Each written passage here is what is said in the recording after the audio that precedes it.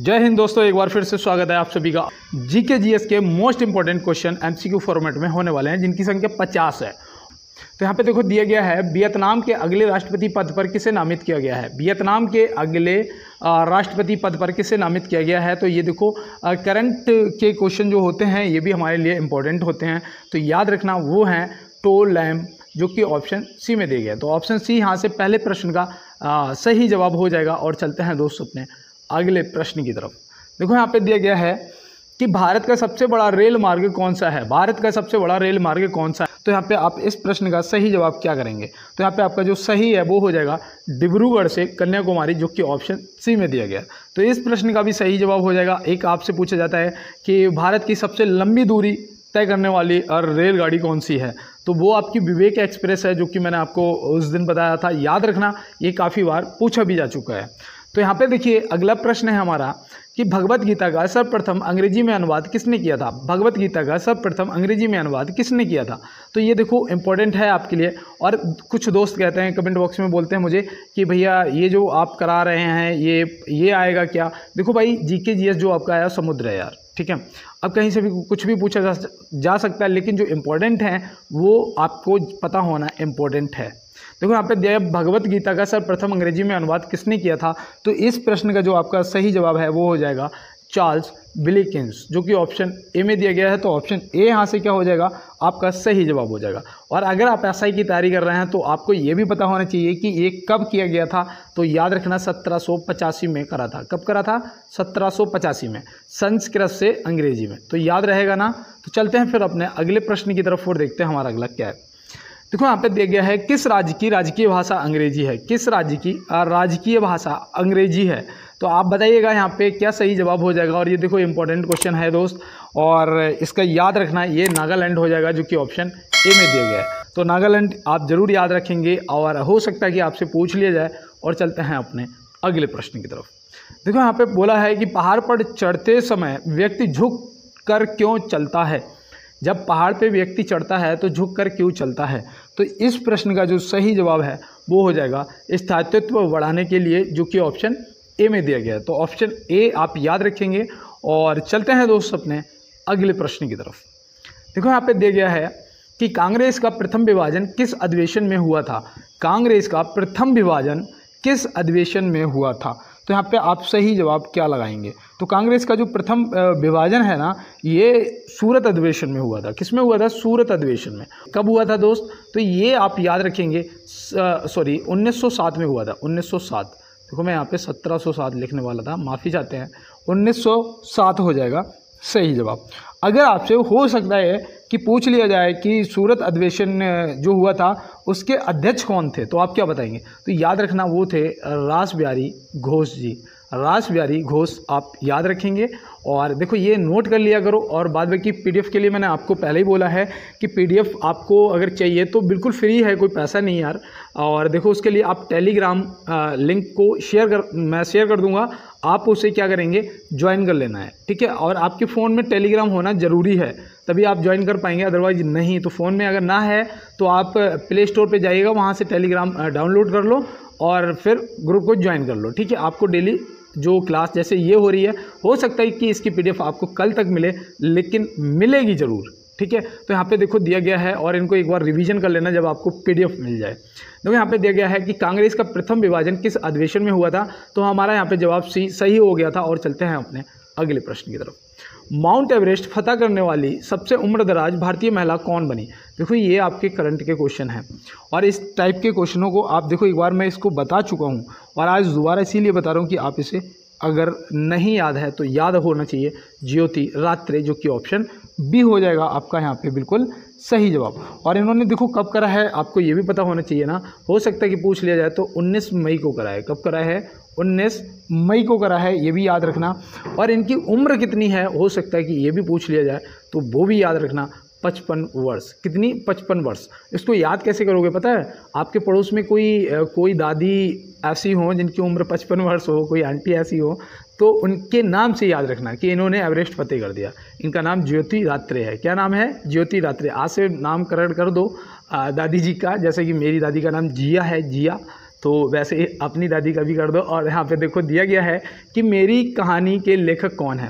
देखो अगर किसी को बुरा लगा हो तो उसके लिए माफ़ी चाहते हैं हाथ जोड़ के, लेकिन मैं सिर्फ याद कराने के लिए आपको इस तरीके से कहता हूँ। देखो यहाँ पे दिया गया है मेरी कहानी के लेखक कौन है, मेरी कहानी के लेखक कौन है।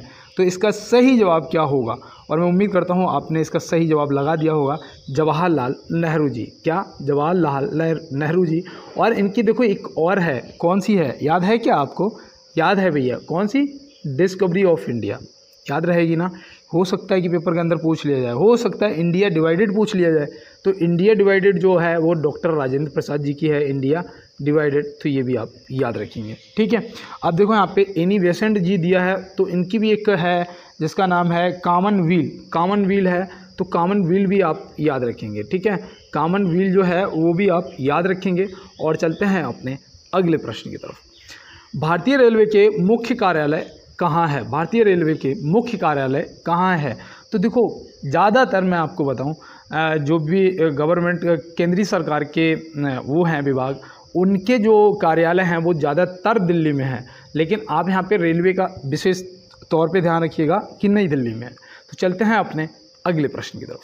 देखिए यहाँ पे दिया है प्रजातंत्र की स्थापना सर्वप्रथम कहाँ हुई थी? प्रजातंत्र की जो स्थापना है वो इनमें से बताना है कि सर्वप्रथम कहाँ हुई थी, भारत, श्रीलंका या अमेरिका। तो यहाँ पे आपका जो सही जवाब है, वैसे इस प्रश्न का सही जवाब जो है वो ऑप्शन सी हो जाएगा, अमेरिका में हुई थी। कहाँ हुई थी? अमेरिका में हुई थी। तो ये आप याद रखेंगे। और चलते हैं अपने अगले प्रश्न पे।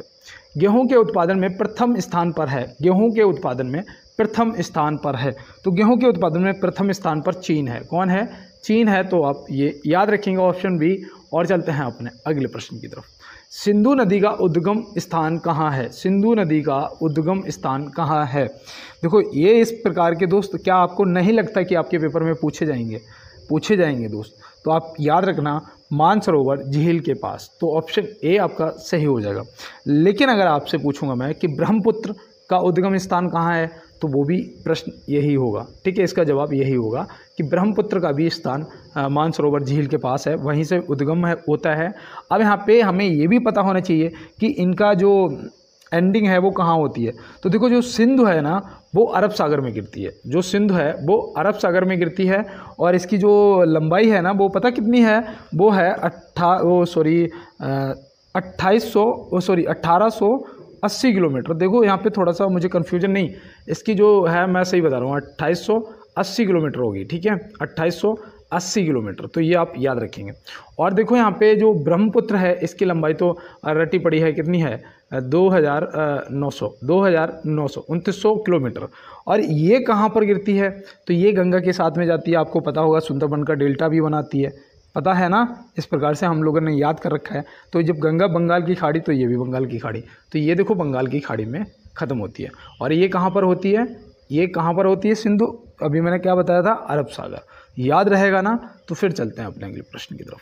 और गंगा जो है वो तो सबसे लंबी है, वो भारत की नदी है, 2525 किलोमीटर। देखो यहाँ पे दिया है कि विश्व की सबसे ऊंची खगोलीय वेधशाला कहाँ स्थित है।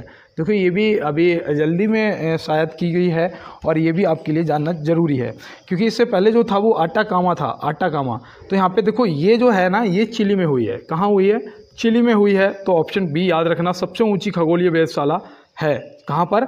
चिली में है। तो ये आप देखो याद रखना। और इसकी जो हाइट है ना वो 18,500 फीट है। कितनी है?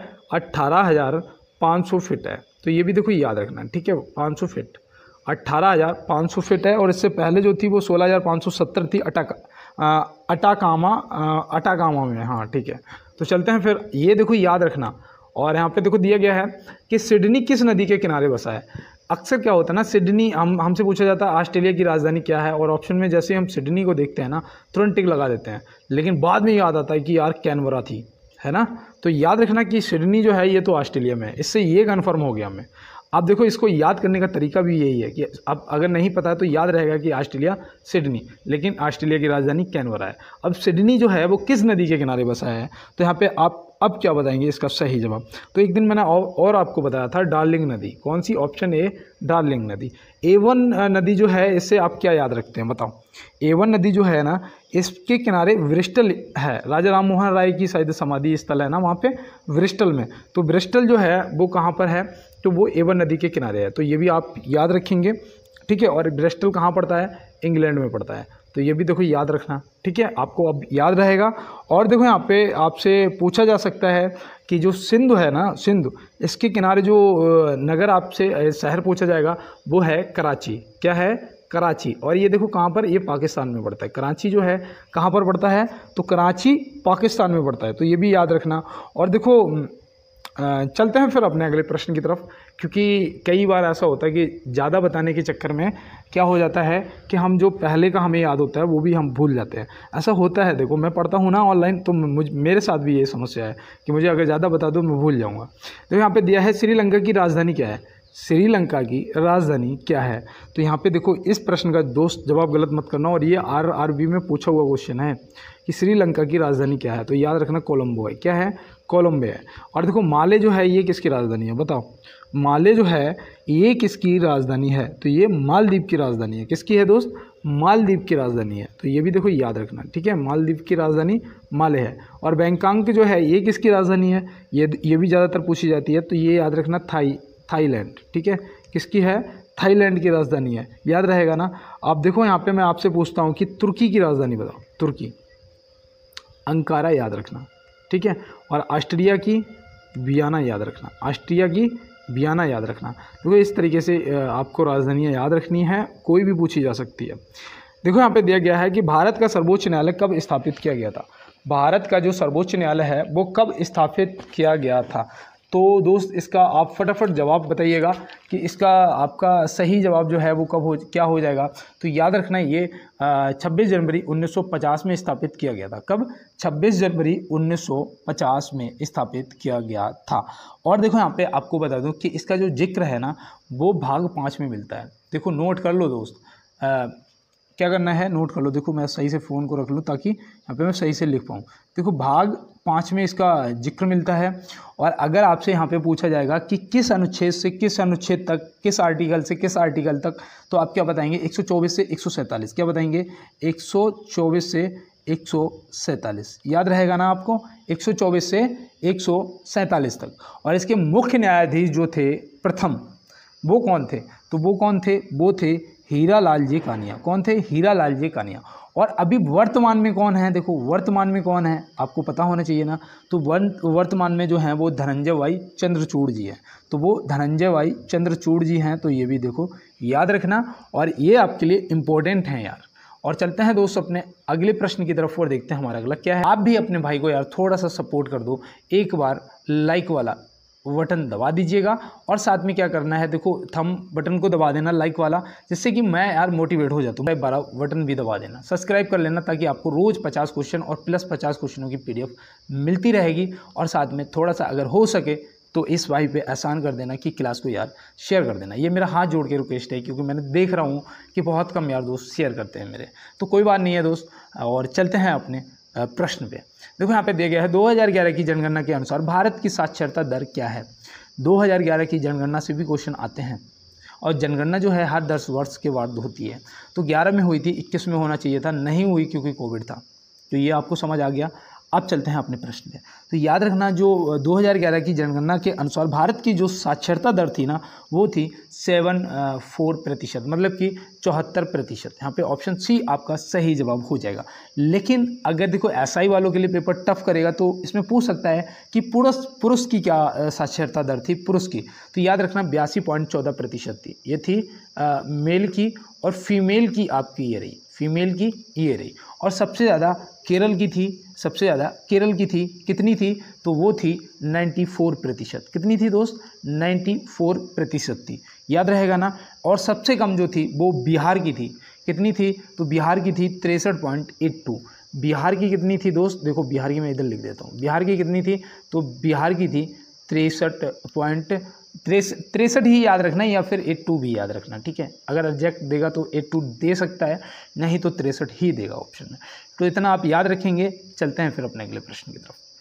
देखो यहाँ पे दिया गया है कि कौन सी भारत की सबसे लंबी नहर है, कौन सी भारत की सबसे लंबी नहर है। अब यहाँ पे कई दोस्त अपना चालान कटवाएंगे गलत जवाब देके, लेकिन मैं आपको बता दूँ ऐसा नहीं है। यहाँ पे आपने सही जवाब लगाया होगा इंदिरा गांधी, जो कि ऑप्शन सी में दिया गया।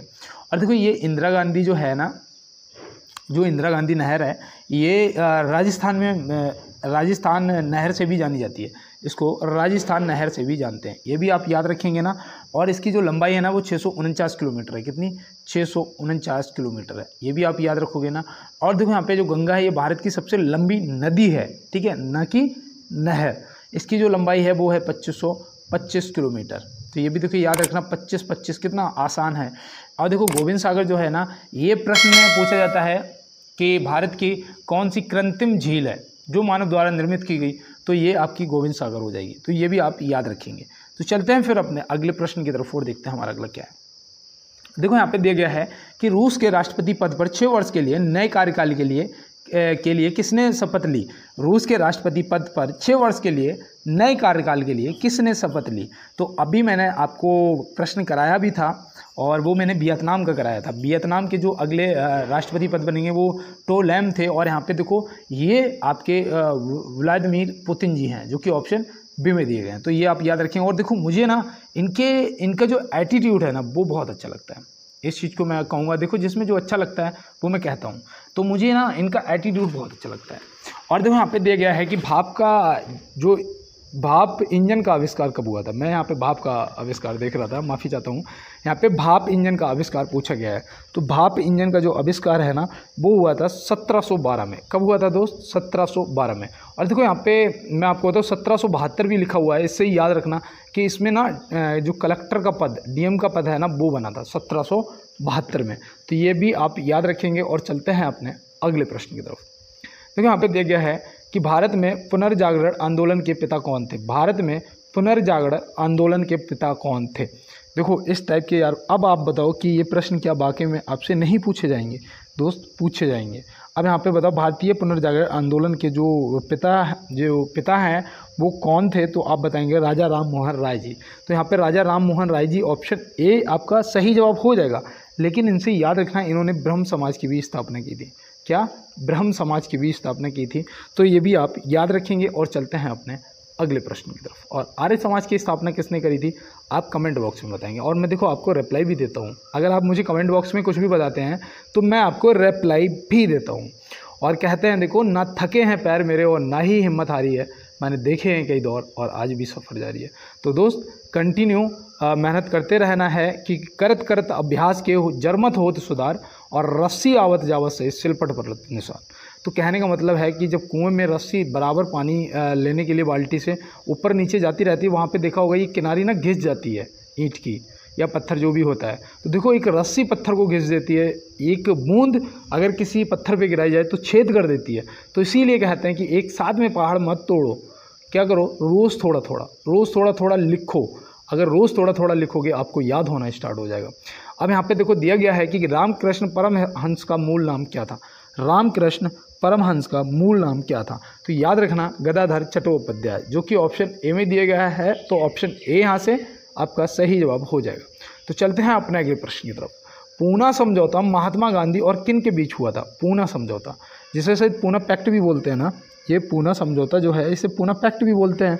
और ये किन के बीच में हुआ था। तो याद रखना ये हमारे डॉक्टर भीमराव अंबेडकर जी। और एक बार कमेंट बॉक्स में ज़रूर टाइप करना जय भीम जय भारत, ठीक है।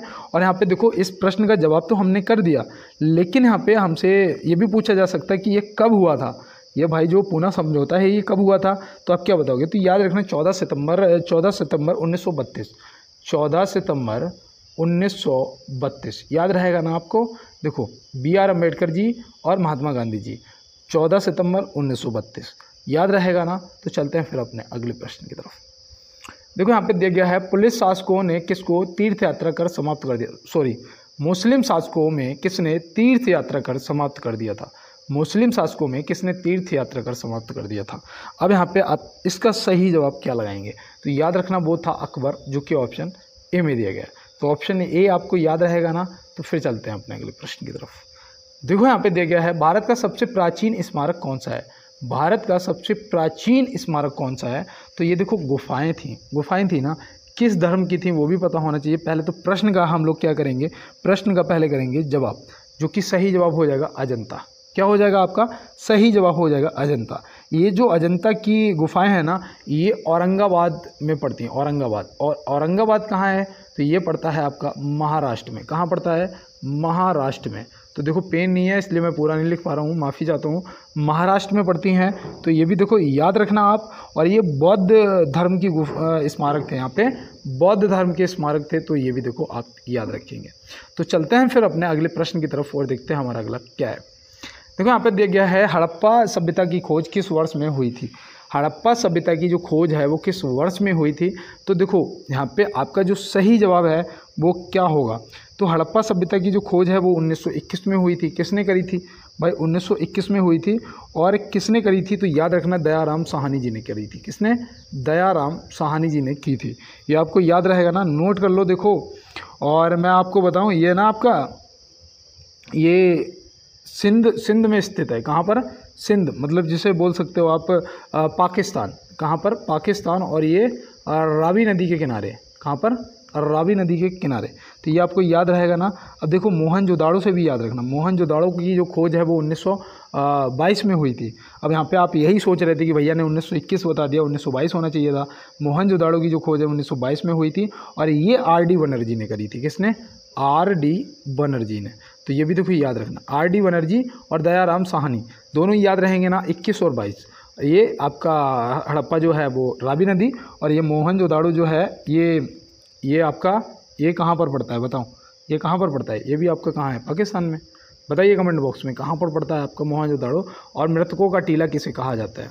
और मुझे उम्मीद है कि आप सही जवाब करेंगे। तो यहाँ पे दिया गया है, महिला T20 विश्व कप 2024 का आयोजन कहाँ होगा? महिला T20 विश्व कप 2024 का आयोजन कहाँ होगा?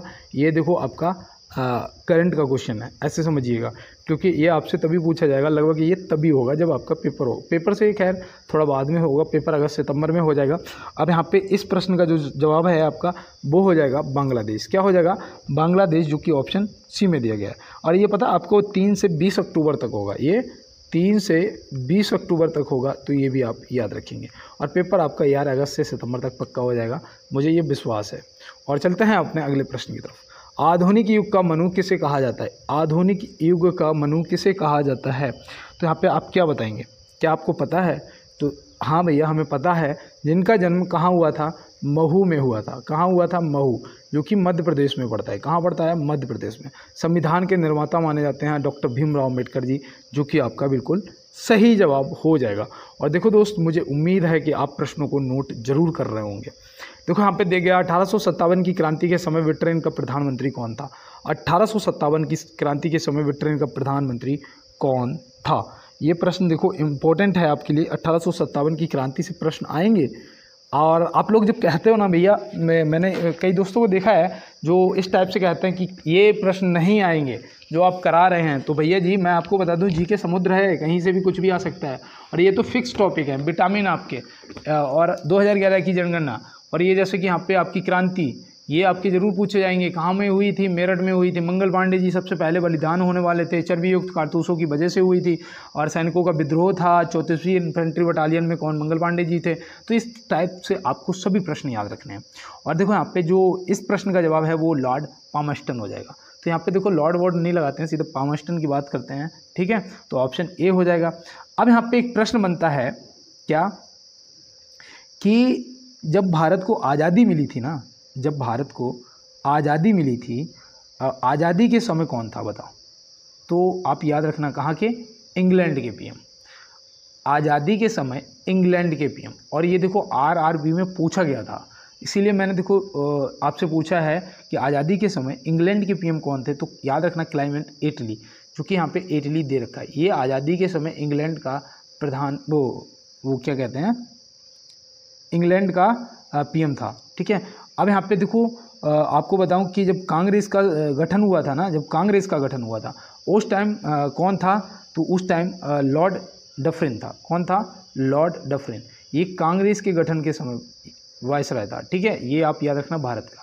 और चलते हैं दोस्त अपने अगले प्रश्न की तरफ। भारतीय रेलवे की सबसे लंबी ट्रेन कौन सी है?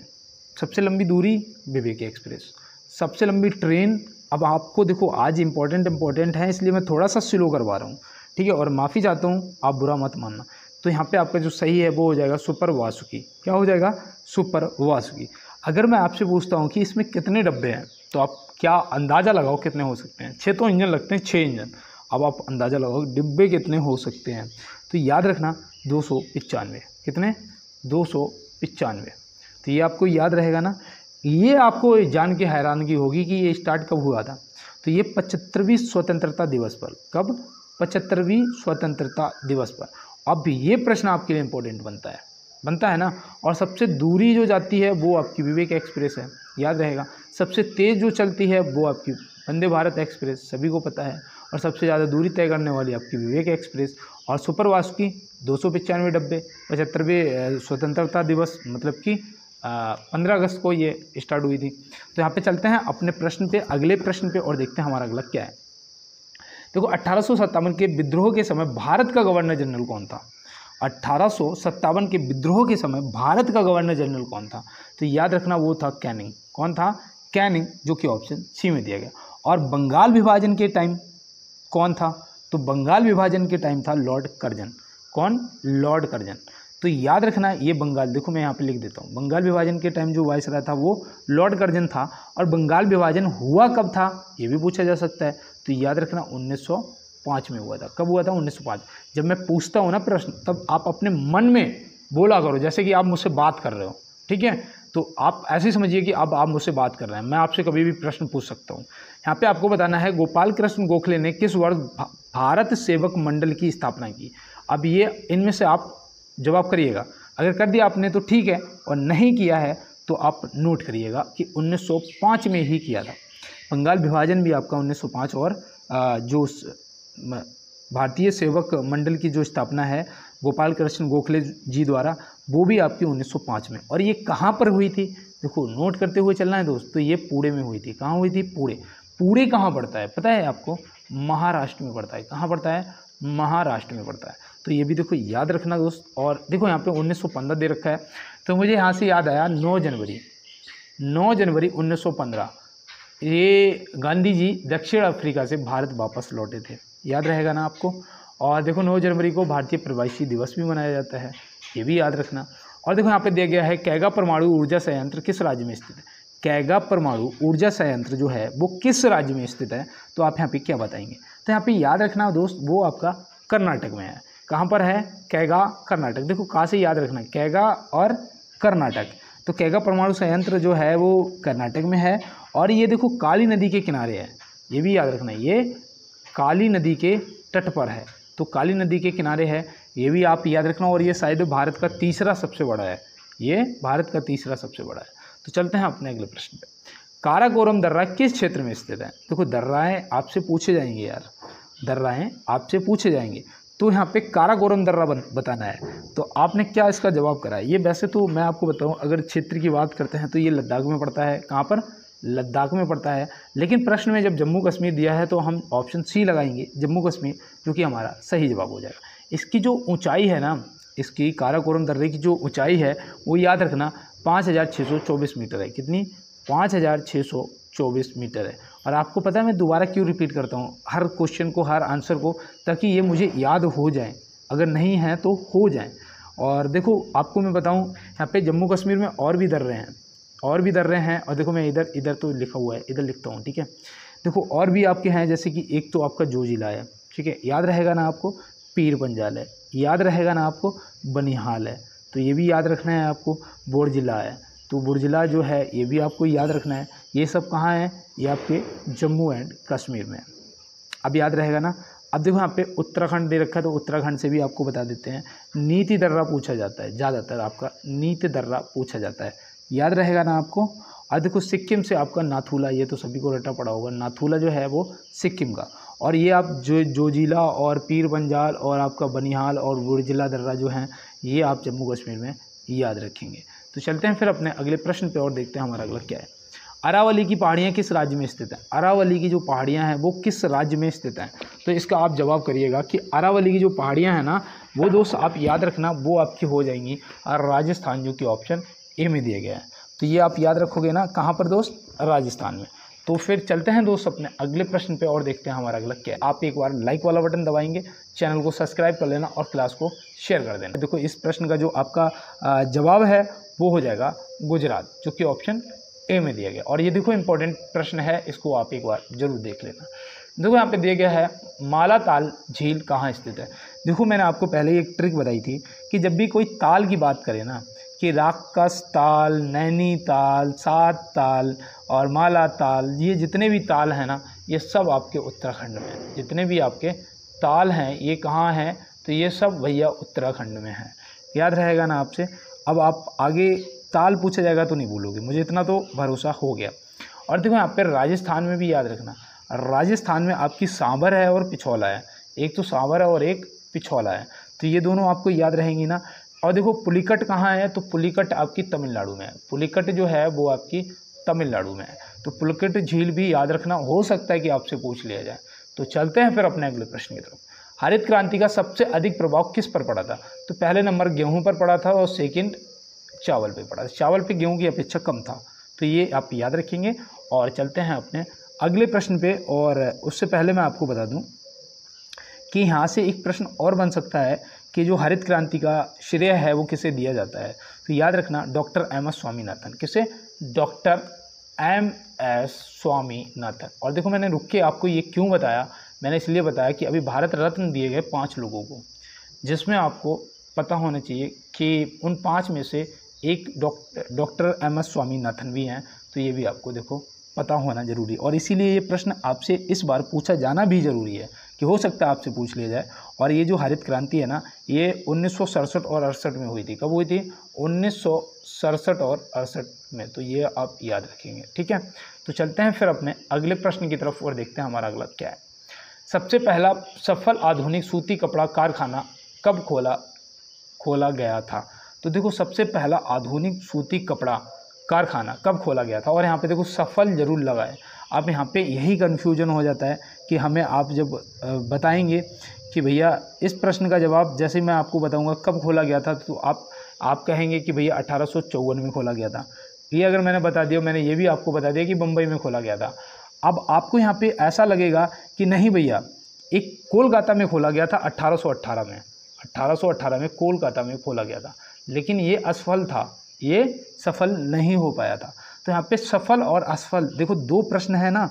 और देखो यहाँ पे एक चीज़ और बता दूं कि ये खोला गया था 1854 में, लेकिन उत्पादन जो इसमें चालू हुआ था वो 1856 में। जो उत्पादन चालू हुआ था वो 1856 में हुआ था। तो यहाँ से ये भी आप याद रखेंगे। तो चलते हैं फिर अपने अगले प्रश्न पे और देखते हैं हमारा अगला क्या है। और सभी दोस्त एक बार क्या करेंगे, क्लास को लाइक, शेयर और चैनल को सब्सक्राइब जरूर कर लेंगे। तो यहाँ पे दिया गया है राष्ट्रीय कृषि एवं ग्रामीण विकास बैंक नाबार्ड का मुख्यालय कहाँ स्थित है? राष्ट्रीय कृषि एवं ग्रामीण विकास बैंक नाबार्ड का मुख्यालय जो है वो कहाँ स्थित है? तो ये आप याद रखना, ये मुंबई में है। कहाँ है दोस्त? मुंबई में है। तो चलते हैं अपने अगले प्रश्न की तरफ। किस राज्य के परिवहन निगम ने भारत की पहली 100% इलेक्ट्रिक बाइक टैक्सी शुरू की है? किस राज्य के परिवहन निगम ने भारत की पहली 100% इलेक्ट्रिक बाइक टैक्सी शुरू की है? तो ये देखो ये इंपॉर्टेंट होता है। अब इसका जवाब जो है वो आप सुनेंगे कि असम, तो आपको थोड़ा सा लगेगा लेकिन सही जवाब है। और चलते हैं दोस्त अपने अगले प्रश्न की तरफ।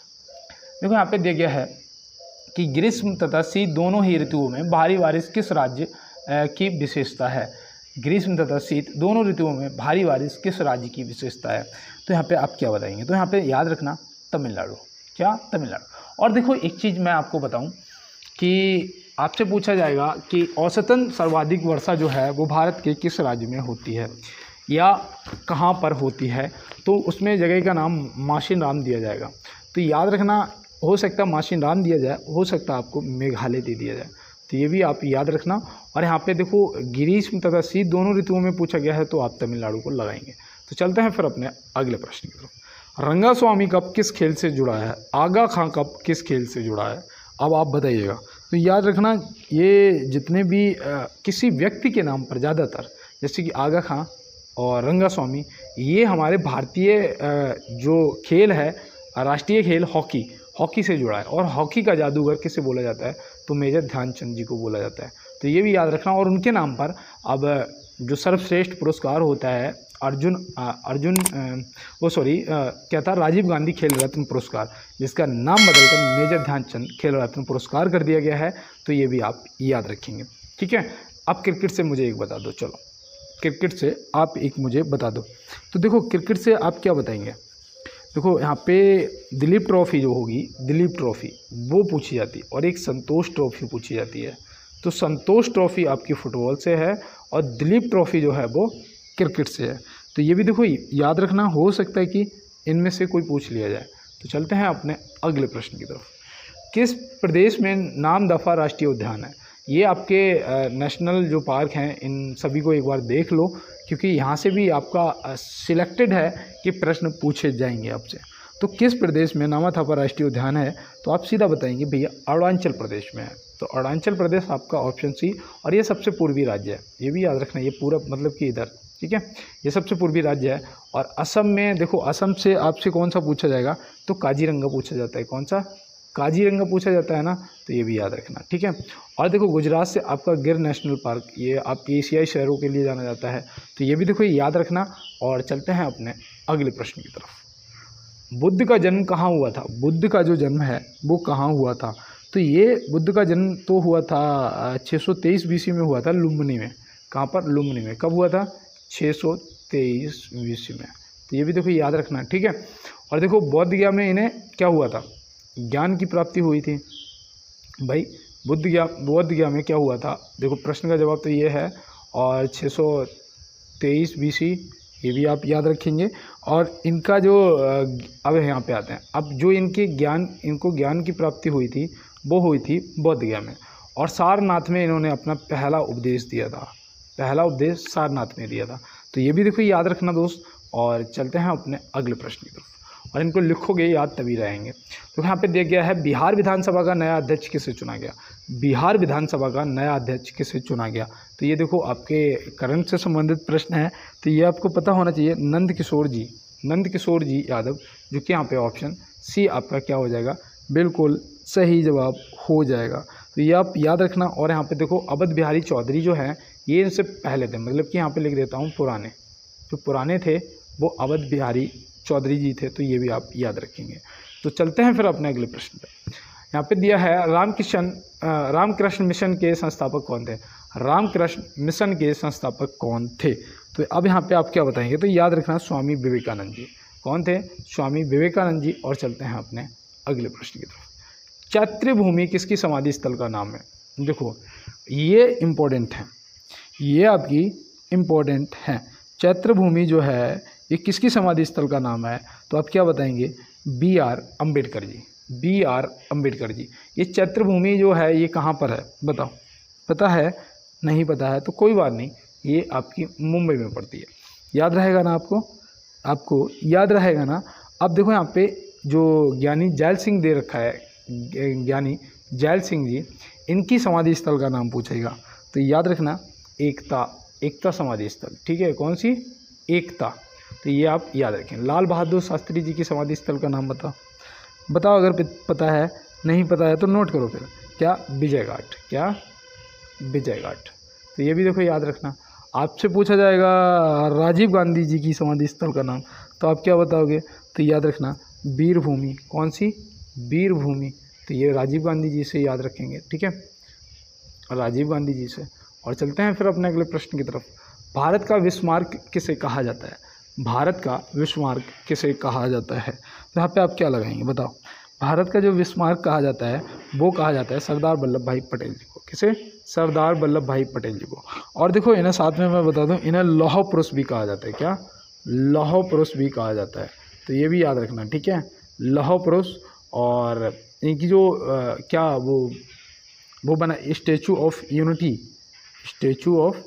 यूनिटी है या लिबर्टी है बताओ? यूनिटी है ना। और उसकी जो ऊंचाई है वो कितनी है? तो वो याद रखना कितनी है, 182 मीटर। कहाँ पर है? गुजरात में है। तो तो ये देखो याद रखना, हो सकता है कि आपसे यार पूछ लिया जाए पेपर के अंदर। और देखो यहाँ पे याद रखना, ये पीटी ऊषा जो है ना, इन्हें क्या बोला जाता है, इन्हें उड़न परी बोला जाता है। क्या? उड़न परी। तो ये भी आप याद रखेंगे। और डॉक्टर राजेंद्र प्रसाद जी को क्या बोला जाता है, इनको देश रत्न बोला जाता है। क्या? देश रत्न बोला जाता है। तो ये भी आप याद रखेंगे। तो चलते हैं फिर अपने अगले प्रश्न पे। और देखो यहाँ पे दिया है, हमारा लास्ट प्रश्न है कि लाला लाजपत राय किसके विरुद्ध प्रदर्शन कर रहे थे जब वे पुलिस की नरसंहारता का शिकार हुए। तो ये देखो इम्पोर्टेंट है, और यहाँ से काफ़ी प्रश्न बनते हैं, तो हम सभी को समझेंगे, मात्र 1 मिनट लगेगा हमें। तो यहाँ पे पहली चीज़ तो ये याद रखना कि साइमन कमीशन के विरुद्ध प्रदर्शन कर रहे थे, साइमन कमीशन के लिए। और देखो यहाँ पे एक चीज़ याद रखना कि ये कब कर रहे थे, ये भी हो सकता है कि पूछ लिया जाए। तो 30 अक्टूबर 1928 को। कब? 30 अक्टूबर, यहाँ पे लिख देता हूँ, अक्टूबर 1928 को। और ये कहाँ पर? तो ये भी आप याद रखना, पूछा जाएगा कहाँ पर, तो आप बताएंगे लाहौर में। कहाँ पर? लाहौर में। और देखो वो पुलिस अधीक्षक कौन था जिसने लाठीचार्ज का आदेश किया था, तो वो भी याद रखना। चलो यहाँ पे देखो, यहाँ पे आपसे वो भी पूछा जाएगा कि वो पुलिस ऑफिसर कौन था, तो उसका नाम था सैंडर्स। क्या था? सैंडर्स। अब यहाँ से आपको एक याद आया होगा कि इस सैंडर्स को किसी ने मारा था। किसने मारा था? तो वो याद रखना, हमारे रॉयल हीरो भगत सिंह जी। किसने मारा था? हमारे अपने भगत सिंह जी ने। तो देखो भगत सिंह जी के लिए पहले एक बार कमेंट बॉक्स में जय हिंद जरूर टाइप करना, और एक बार अपने इस छोटे से भाई के लिए एक छोटा सा लाइक। और मिलते हैं दोस्त नेक्स्ट क्लास में, नेक्स्ट प्रश्न में, अब नेक्स्ट प्रश्नों के साथ में। तब तक के लिए मेरे छोटे मुन्ने, मेरे भाई बहन सभी को मेरा जय हिंद।